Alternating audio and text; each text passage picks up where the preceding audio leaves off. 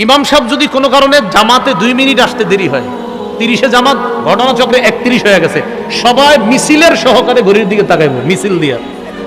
আর দেখবেন যে সবাই মিছিল দিচ্ছে, 1 মিনিট দেরি হইলে সবাই মানে একসাথে ঘড়ির দিকে তাকায়।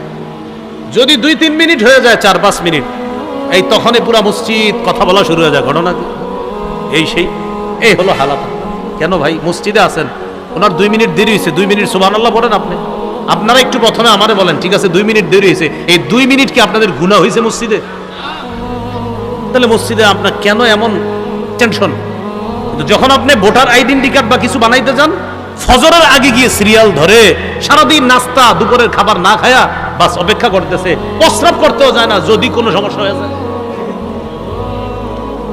সুযোগগুলা কাজে লাগান, সময়গুলা কাজে লাগান। রাসূলুল্লাহ সাল্লাল্লাহু আলাইহি সাল্লাম বলেন, ফিতনার জামানায় ইবাদত করা আমি নবীর কাছে হিজরত করার সমতুল্য হয়ে যায়। আল্লাহ আমাদেরকে এই জামানায় সব মুহূর্তগুলো, সব সুযোগগুলো রবের ইবাদতে কাজে লাগানোর তৌফিক দান করেন।